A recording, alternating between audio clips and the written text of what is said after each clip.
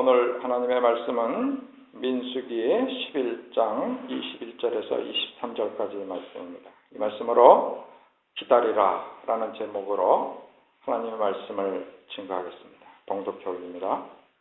모세가 가로되 나와 함께 있는 이 백성의 보행자가 60만 명이온데 주의 말씀이 1개월간 고기를 주어 먹게 하겠다 하시오니 그들을 위하여 양떼와 소떼를 잡은들 조카오며 바다의 모든 고기를 모은들 조카오리까. 여호와께서 모세에게 이르시되 여호와의 손이 짧아졌느냐? 내가 이제 내 말이 내게 응하는 여부를 보리라. 아멘. 오늘 본문의 내용은 이스라엘 민족들이 애굽의 노예 생활에서 해방되어 광야에 나와 생활할 때가 그 배경입니다.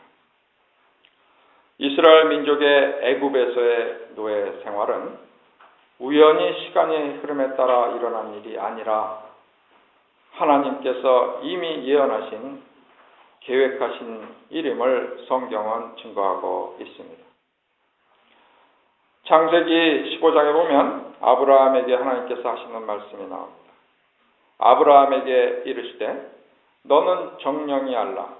내 자손이 이방에서 계기되어 그들을 섬기겠고 그들은 400년 동안 내 자손을 괴롭게 하리니 그 섬기는 나라를 내가 징치할지며 그 후에 내 자손이 큰 재물을 이끌고 나오리라 라고 말씀하십니다.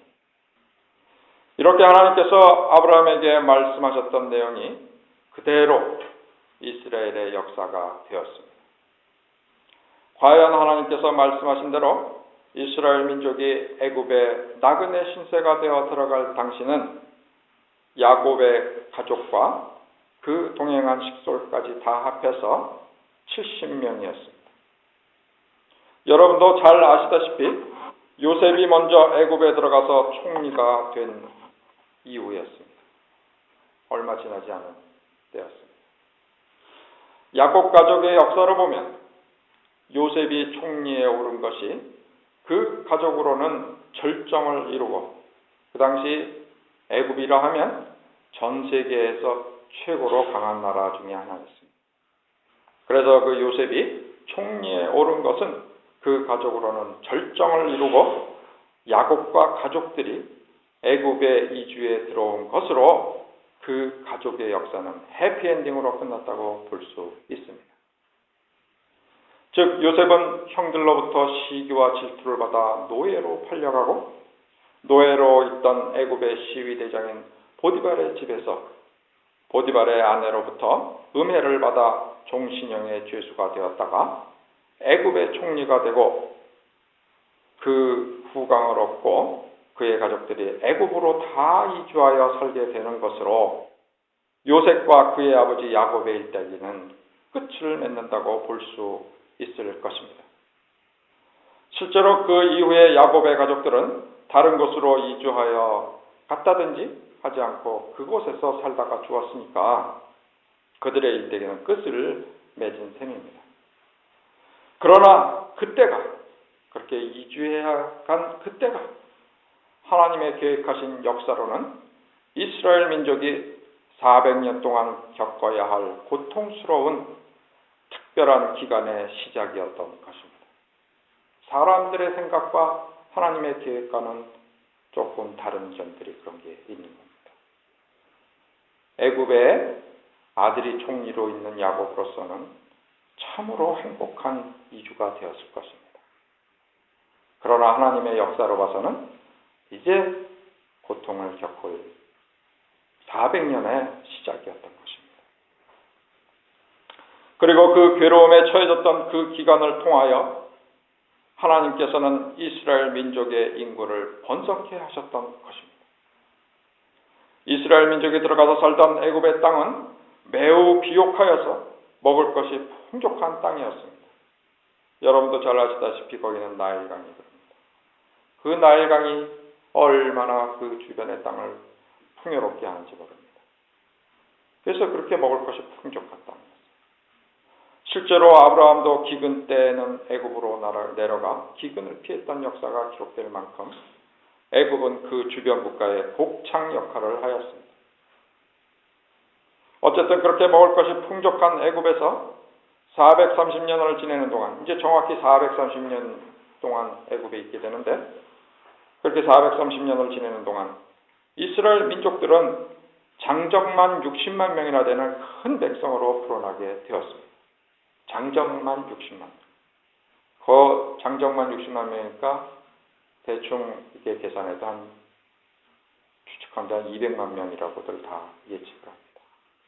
한 200만 명 되는 백성으로 풀어놨어요. 이 시드니 전체 지금 한 600만 명 산다고 그러면 시드니 한 3분의 1 정도 인구가 다 이스라엘 민족이에요. 대단히 불어난 거죠.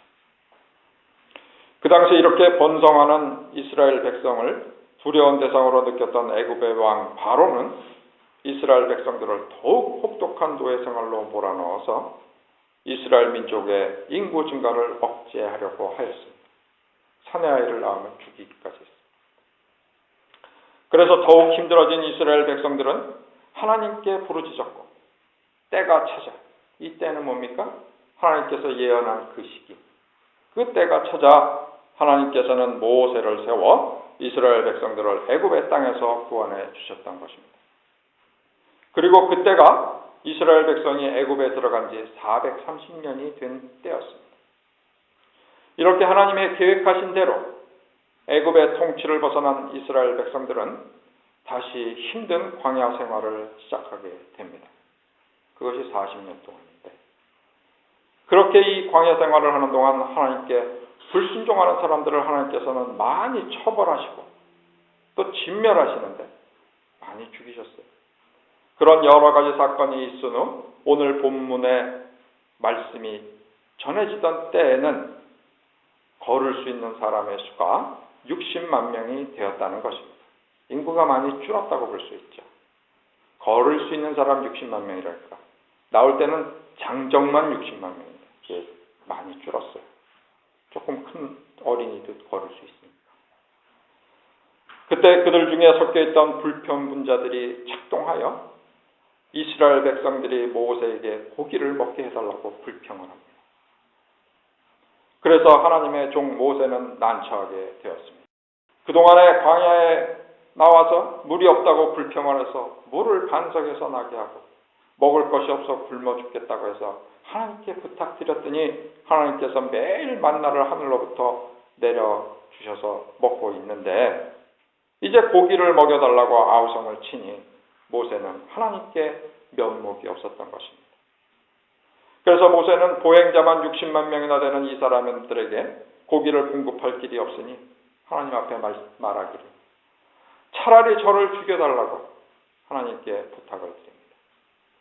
그것이 차라리 이렇게 끊임없이 불평하는 백성들로부터 받는 괴로움, 즉 자신이 해결해 줄 수 없는 백성들의 끝없는 욕심에서 비롯된 그 불평을 듣는 괴로움에서 벗어나는 길이라고 생각했던 것입니다.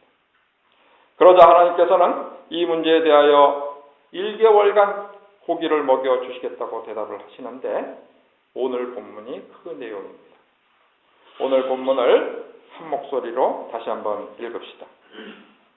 민수기 11장 21절에서 23절까지 시작. 모세가 가로되 나와 함께 있는 이 백성의 보행자가 60만 명이온데 주의 말씀이 1개월간 고기를 주어 먹게 하겠다 하시오니 그들을 위하여 양떼와 소떼를 잡은들 조카오며 바다의 모든 고기를 모은들 조카오리까. 여호와께서 모세에게 이르시되 여호와의 손이 짧아졌느냐? 내가 이제 내 말이 내게 응하는 여부를 보리라 하며.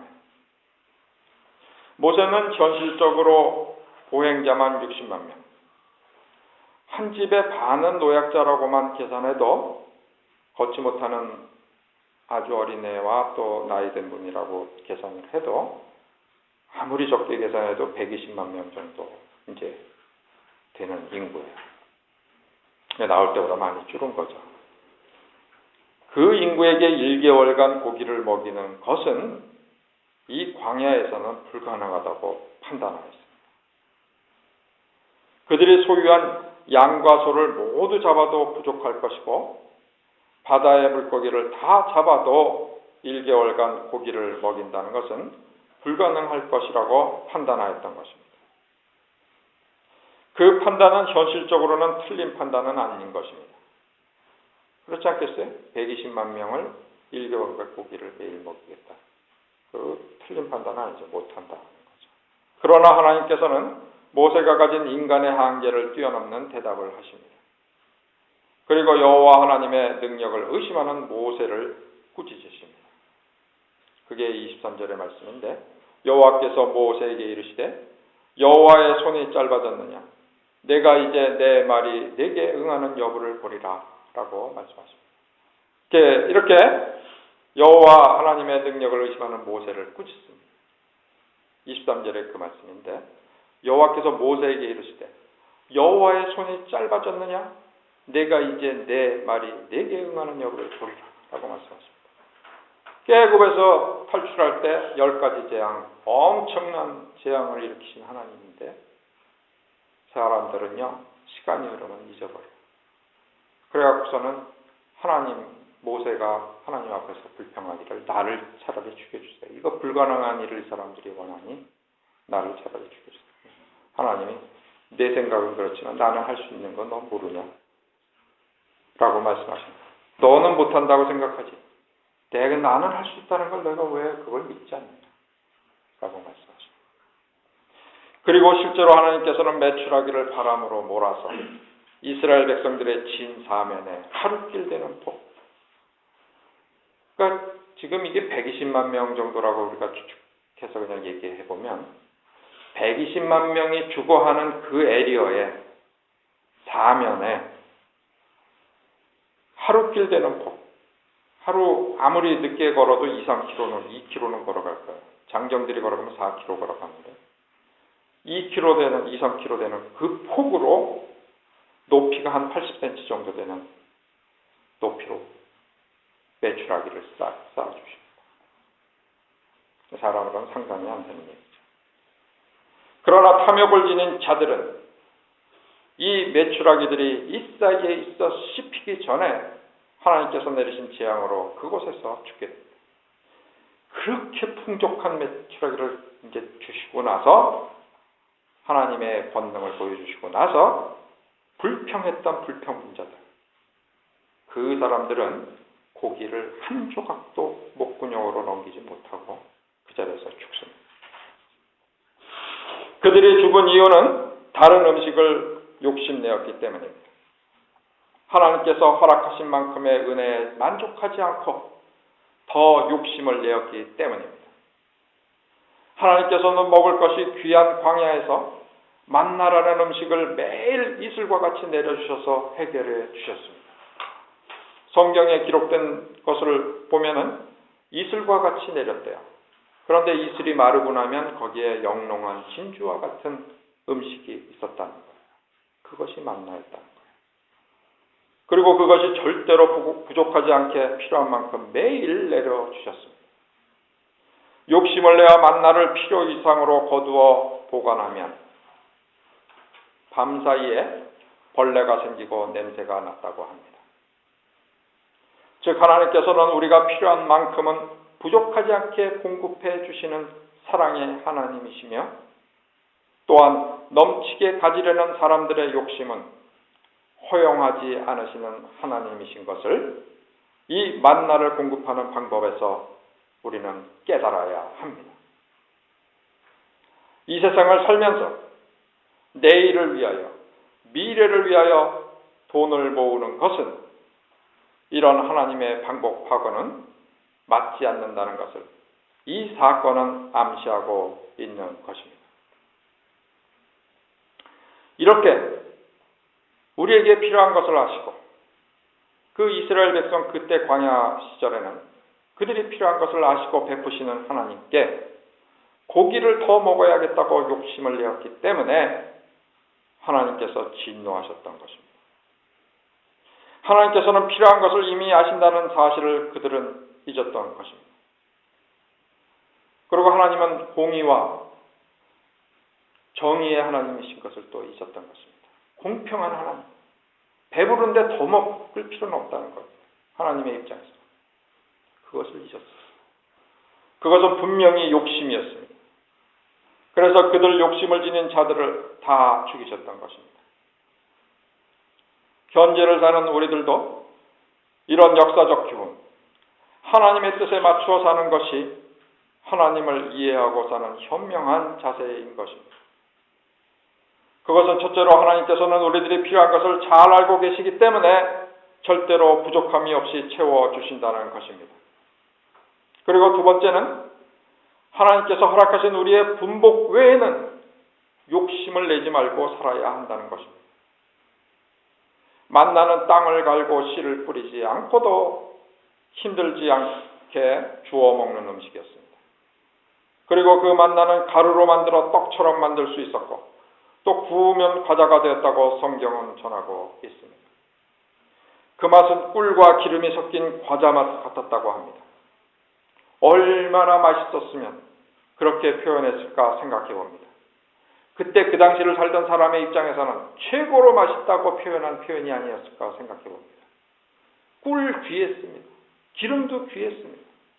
꿀과 기름이 섞인 과자 맛이었다라고 기록한 것을 보면 정말로 대단히 맛있었다고 생각할 수 있습니다. 그러니 이렇게 맛있는 이 세상에 음식이 아닌 초자연적인 음식이었기 때문에 질리지도 않았을 이 음식 외에 세상의 다른 음식을 욕심낸 이스라엘 백성들의 불평은 하나님의 배려와 은혜를 저버리고 하나님의 입장에서는 배은망덕한 행위였고 그것은 욕심을 따라 하나님을 등지고 세상의 우상을 숭배하는 것과 마찬가지였던 것입니다. 하나님께서 해주시는 그것을 바라보지 않고 욕심을 내는 쪽으로 마음을 썼기 때문에 하나님 등을 돌린 거나 마찬가지입니다. 그래서 하나님께서는 진노하셨던 것입니다. 지금 이 시대에도 우리가 살면서 하나님께서 마련해 주신 모든 자연과 환경, 여건에 만족하여 사는 자세가 우리가 취해야 할 지혜로운 삶의 자세인 것입니다. 디모데전서 6장 6절에 보면 그러나 자족하는 마음이 있으면 경건이 큰 도움이 되느니라 라고 말씀이 나옵니다. 성경 번역에 지족하는 마음이 있으면이라는 번역한 것도 있는데 영어로 보면 같은 뜻입니다. 만족하는 마음, 내가 스스로 나의 처지에 대해서 만족하는 마음이 있다면 그것은 하나님의 도를 쫓아가는 데 큰 도움이 되고 이익이 된다는 것입니다. 하나님께서는 살아계셔서 항상 우리를 지켜보시고 계시기 때문에 우리가 필요한 것을 다 하십니다. 다 하십니다. 진짜로 다 하십니다. 그리고 하나님께서 계획하신 바가 있기 때문에 우리가 이렇게 생명을 유지하고 이 땅에 살고 있다는 것을 아셔야 합니다. 지금 우리가 살고 있는 이 시간도 옛날에 이스라엘 백성들이 애굽을 거쳐야 했던 것처럼 계획한 바가 있으신 것입니다. 그러므로 우리의 삶은 하나님께서 주관하고 계시다는 믿음이 있을 때 우리는 두려움이 없고 더 욕심을 내는 일도 없어질 것입니다. 우리가 항상 경계해야 할 것은 사탄의 계략입니다. 우리가 하나님의 도를 따라 살려고 하는데 그것을 방해하는 사탄의 계략입니다. 첫째는 우리의 교만을 자극합니다. 하나님께 의지하는 끈을 놓게 하고 절대로 이 하나님과의 관계를 놓으면 난 죽는다라는 그것을 사람들로 하여금 괜찮아. 하나님과 약속 어겨도 돼. 라는 식으로 사탄은 우리들을 자극합니다. 너 대단한 사람이야. 네가 인생 개척하는 거지. 네가 잘하면 잘 살고 네가 못하면 네가 못 사는 거야. 라고 사탄은 우리의 교만을 자극합니다. 그래서 하나님께 의지하는 끈을 놓게 하고 탐심을 일으키는 세상의 것들을 보이며 이거 좋은 것 많잖아. 이렇게 사는 더 멋지게 사는 법이 있어. 라고 보여줍니다. 하나님께서 마련해 주신 것에 만족하지 않게 하는 이 사탄의 계략에 넘어가지 말아야 한다는 것입니다. 간단히 이야기하자면 우리들이 이 세상에서 사는 것이 우리 마음대로 사는 것이 아니라는 것을 깨닫는 것이 중요합니다.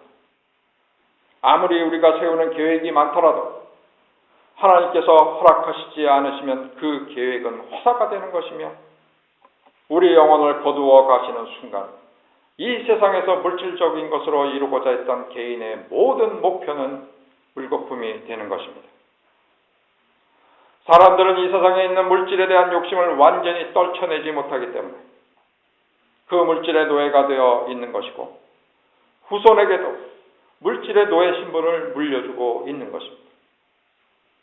우리의 인생의 목표가 이 세상의 시스템에서의 구원과 영생의 초점이 맞추어지지 않는 한 마치 노아의 방주처럼 밖에는 다 물이 꽉 차서 살 수 없는 그곳, 이 세상이 그거와 비유될 수 있어요. 선한 것이 없이 악한 것으로 마구 들끓고 있고 타락과 범죄가 들끓고 있는 이 세상에서 구원받는, 그렇게 구원하는, 그리고 영생에 이르는, 그것이 바로 이 세상의 시스템에서의 구원과 영생입니다. 그것에 초점이 맞추어지지 않는 한 우리는 이러한 세상의 노예 신분을 청산할 수 없습니다. 우리 성도님들은 구원과 영생의 인생의 목표를 세우고 사셔서 이 세상을 천국 시민으로 살고 이 세상의 노예가 아니라 나는 하나님에 속한 자, 천국의 시민으로 살아야 됩니다. 천국의 시민으로 살고 후손에게도 물질의 노예 신분이 아닌 천국 시민으로 살 수 있도록 믿음을 유산으로 남겨주어야 하겠습니다. 믿는 성도의 삶은 영생하는 소망으로 하나님께서 주시는 분복에 감사하며 살게 되고 믿는 성도는 영생의 약속으로 인하여 기쁨으로 죽음을 맞이하게 되는 것입니다. 믿으시기 바랍니다. 사탄은 이 시간에도 우리 눈에 보이는 이 세상만 바라보도록 우리의 생각과 뜻을 제한하려고 하며 이 세상의 부귀영화의 스크린으로 우리의 눈을 가리우려고 합니다. 이런 어려움에 처할 때 우리는 기도로 헤쳐나가야 합니다. 예수 그리스도께서 그러하셨듯이 마귀의 시험을 하나님의 말씀으로 이겨내야 하는 것입니다. 예수 그리스도를 우리를 구원해 주신 생명의 구주로 믿는 마음으로 선포할 때 그분이 진짜로 내 죄를 사해 주신 분이야, 그 죄를 사해 주시게 하여 제물로 바쳐 주신 분이야 라고 믿을 때 마귀는 우리를 피하게 되어 있는 것입니다. 속지 않은 진정한 목표를 갖고 있습니다. 우리들의 이 세상을 사는 것만으로 우리의 생각과 뜻을 제한할 때 이 세상이 나의 삶의 전체라고 그런 생각으로 나의 생각과 뜻을 제한할 때 우리는 천국을 소망하지 못하게 됩니다. 그것을 사탄은 노리고 있는 것입니다. 예수님을 시험할 때 사탄은 이 세상에서 먹지 못하면 죽는다는 두려움을 가지고 예수님을 시험하였지만 40일간 금식하고 있을 때 너 이거 먹지 않으면 죽으니까 이 돌로 떡을 만들어 먹어 라고 시험하였지만 예수님은 나중에 빵 5개와 물고기 2마리로 5,000명을 먹이심으로써 먹는 것에 대한 염려는 사탄의 속임수임을 증명하셨습니다. 뭐 그까짓 거 갖고 날 시험해? 라고 예수님 속으로 생각하셨을 것 같아요. 나중에 내가 보여줄게. 그리고 예수님에게 높은 곳에서 떨어져도 천사들이 도와주는지 보잖아. 발을 받들어서 발이 다치지 않게 해줄 거 아니야? 그것을 좀 보자 라고 마귀가 도전해 왔을 때 그것은 하나님께서 만들어 놓으신 자연의 법칙, 만물은 높은 곳에서 낮은 곳으로 떨어지게 되어 있다는 법칙, 간단하게 중력의 법칙이라고 하죠. 그것에 거슬리게 하는 것에 대한 시험이었습니다. 그러나 예수님께서는 후에 무리를 걸으심으로써 마귀가 걸어온 시험 역시 국한된 이 세상에서나 적용되는 자연법칙으로 이런 자연법칙을 가지고 사람들을 시험에 들게 하는 것임을 밝히셨습니다. 너 이 자연법칙 가지고 사람들 현혹하지 마라. 내가 보여줄게 나중에. 무리를 걸으셨습니다. 즉 자연법칙을 벗어난 사건을 가지고 사람들에게 신비감 또는 두려움을 주면서 현혹하는 마귀의 시험에 빠지지 않도록 미리 보여주셨던 것입니다. 죽은 나사로를 살린 사건도 마찬가지입니다. 그러므로 이 시대에 예수님만큼 이적을 일으키는 사람도 없지만 어디 죽은 사람 일으켰다는 사람이 있어요? 무리를 걸었다는 사람이 있어요? 뭐 그냥 물고기 몇 마리하고 빵 몇 개 가지고 뭐 음식을 막 만들어냈다는 사람이 있어요? 없잖아요. 그렇게 이적을 일으키는 사람도 없지만 많이 흉내내는 사람이 나타난다 할지라도 가끔 있죠.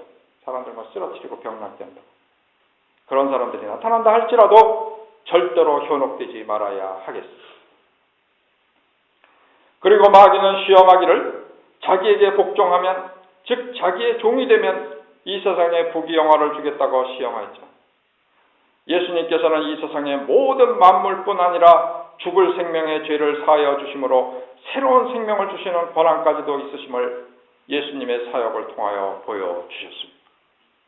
예수님께서 바다의 성난 파도를 명령하여 잠잠하게 하는 사건과 물고기가 물고 나온 동전으로 성전세를 내시는 장면에서도 세상 만물을 다스리는 권능을 보여주셨으며, 수많은 병자들, 죽은 자를 살리시는 사건 속에서는 죄를 사하여 주시는 권능을 보여주셨습니다. 생명의 주인이심을 보여주셨다는 것입니다. 지금 이 시대를 사는 우리들도 세상의 부귀영화에 현혹되어 세상을 이용하는 사탄의 종이 되어서는 안 되겠습니다. 요사이 사탄이 이용하는 세상의 우상으로 대표적인 것들은 명품 브랜드, 좋은 차 뭐 이런 거 있죠. 좋은 백, 좋은 브랜드를 담는 그런 것들, 또 비성경적인 영화, 드라마, 그리고 오락게임, 연예인 등입니다. 연예인의 인기 같은 것들. 이런 우상들을 앞세워 보여주는 세상 부귀영화의 신기를 향하여 가게 되면, 내 마음이 그쪽으로 향하게 되면 하나님께서 준비하신 새하늘 새 땅에서 영생하는 방향과는 점점 멀리 가게 된다는 것을 아셔야 합니다. 가다가 돌아오면 되지라고 생각하지 마시고 아예 쳐다보지도 마시기 바랍니다. 오늘 본문의 이스라엘 백성들도 하나님께서 주시는 만나에 만족하고 그들이 처한 광야 생활에서 하나님만을 섬기는 성실한 하나님의 백성으로 살았어야 했습니다. 그러나 그들 중에 애굽의 풍습에 젖은 불평분자들이 있었고, 세상의 풍습에 젖은 불평분자입니다. 우상의 풍습에 젖은 불평분자들입니다. 그들이 있었고 결국 하나님의 진노를 사 죽음을 당하게 되었던 것입니다. 이런 사건을 지금 이 시대로 가져오면 우리들도 하나님의 계획하신 역사의 한 시대를 지나고 있다는 것을 인식해야 합니다. 그리고 이 시대에 하나님께서는 우리가 겪어야 할 일들을 겪게 하시고 계신 것을 또한 인식해야 합니다. must입니다. 해도 되고 안 해도 되는 게 아니고 하나님의 계획 안에 있기 때문에 우리는 이렇게 해야 합니다. 우리는 지금 이렇게 살아야 하는 것입니다. 먹을 것이 귀한 광야에서 고기를 먹겠다고 아우성친 이스라엘 백성들, 하나님의 계획을 무시하였습니다. 애굽에서 400년 종살이 끝에 나오게 하실 것을 말씀하셨고 그 약속을 지키신 하나님이라는 사실을 그들은 까맣게 잊었던 것입니다. 그 애굽에서의 종살이는 이스라엘 백성의 큰 민족을 이루기 위하여 꼭 필요한 절차였고, 때가 되자 그 어려운 생활에서 구원해 주셨던 것처럼 그들의 광야 생활도 하나님의 계획이었기 때문에 그 생활은 일시적인 것임을 인식하고 순종의 삶을 살았어야 했던 것입니다. 하나님의 계획이야 라고 묵묵히 그 길을 걸었어야 했던 것입니다. 결국 이런 순종의 삶을 살지 않았던 이스라엘의 출애굽 당시 20세 이상인 사람들은 모두 광야에서 죽고 여호수아와 갈렙 두 사람만 딱 살았어요. 나머지 다 죽었어요. 20세 이상인 적과 꿀이 흐르는 가나안 땅으로 들어가지 못합니다. 그들은 하나님의 계획 속에 있음을 믿고 자신의 삶에 순응하여야 했던 것입니다. 즉 기다리지 않았습니다. 어려운 시기를 지나면, 그 과정을 지나고 나면 하나님께서 준비하신 상이 있다는 것을 기다리지 않았던 것입니다. 그 가나안 땅이 기다리고 있다는 것을 기다리지 않았습니다. 요셉은 하나님의 구원을 기다렸던 대표적인 인물입니다. 어려운 노예 생활이었지만 보디발의 아내의 유혹을 떨치고 하나님께 끝까지 죄를 짓지 않고 하나님의 구원을 기다렸던 그는 하나님의 은혜로 한순간에 애굽의 총리에 오릅니다. 뭐 과거 시험 보고 뭐 어쩌고 해서 오른 게 아니에요. 그냥 한순간에 오릅니다. 종신형의 감옥살이. 하나님께서는 하나님을 믿고 기다렸던 그를 애굽의 총리로 세우심으로 하나님의 역사의 중요한 인물로 삼으셨던 것입니다. 그는 기다리고 기다렸습니다. 그리고 결국 하나님께서 구원해 주셨습니다. 출애굽을 인도한 모세도 그렇게 기다렸던 인물입니다. 하나님께서 그를 부르신 것은 나이 80세가 되었을 때였습니다. 그가 120세까지 살았는데 80세에 부르셨습니다. 그가 바로 공주의 양자가 되어 궁에서 40년간 왕자로서 화려한 왕궁에서 살면서 최고의 교육을 받고 다시 40년간 미디안 광야에서 양치기로 지낸 후에 그는 하나님의 부름을 받아 역사의 길이 남는 대단한 인물이 되었습니다. 그는 왕자의 신분에서 살인자로 전락하여 애굽에서 탈출하여 미디안 광야에서 40년을 살았지만 그도 기다리고 기다렸던 사람이었습니다. 그는 그가 왕자로 있던 어느 날 부당하게 억압받는 자신의 동족을 위하여 나섰다가 사고로 살인을 하게 됩니다. 그가 살인한 이유가 말해주듯이 그는 애굽에 속박받고 있는 그들의 동족인 이스라엘 백성들을 걱정하면서 안락하고 안전했던 왕궁의 생활과는 전혀 다른 거친 광야에서 그 광야에서 사는 동안 자신의 동족들을 걱정하면서 양치기 생활 40년을 견디며 기다렸던 사람이었습니다. 왕자로 40년을 살았던 사람이 광야에서 나는 그냥 양치기로 살 거야 라고 살았을까요? 자기가 사람을 살인하게 된 원인이 뭐였는데 부당하게 억압받는 동족을 위하여 나섰다가 살인을 하게 됐는데 양치기 생활을 하면서 그거 아무것도 아니라고 잊고 살았을까요? 어떻게든 내가 우리 백성들을 내가 구원해야 되겠어 라고 생각하며 살았지만 40년을 기다렸습니다. 그런 그를 하나님께서는 이스라엘 백성을 애굽에서 이끌어내는 엄청난 역사의 주역으로 삼으셨던 것입니다. 예수님의 생애도 이런 점을 극명하게 보여줍니다. 예수님께서는 하나님의 아들로 태어나셨지만 나이 30이 될 때까지 세상에 공식적으로 하나님의 아들로 나타나지 않으셨습니다. 30년을 평범한 목수의 아들로 자신의 처한 환경에서 때를 기다리셨던 것입니다. 그리고 그분은 공생에 3년을 지낸 후 십자가를 지는 극심한 고통을 겪게 되시지만 묵묵히 그 고통과 하나님의 아들로서는 해당되지도 않는 조롱과 핍박 그리고 체벌을 받으셨습니다. 그러나 세상적인 판단으로는 종결된 것 같은 그런 사건의 과정 후에 예수님께서는 부활하시고 승천하시는 놀라운 승리를 보여주셨던 것입니다. 그리고 그 이후 2000여 년이 지난 지금까지도 그 사건은 우리의 죄를 대신한 제사로서 기억되고 전해지고 있는 것입니다. 우리들의 현실에서도 이런 과정은 되풀이되어 일어나고 있음을 우리들의 과거를 뒤돌아보면 알 수 있습니다. 짧던 길던 그동안 살아온 인생의 구비구비에는 어려움이 있었는가 하면 그 어려움이 지나고 나면 신기하게도 그 어려움이 끝나고 새로운 희망이 솟아났음을 알게 됩니다. 그러나 하나님을 바라보며 기다리지 않고 자신의 판단으로 어려움을 피했거나 하나님의 계명에 어긋나게 행동한 경우에는 그만한 벌을 받아 어려웠던 것을 또한 우리는 부인할 수 없습니다.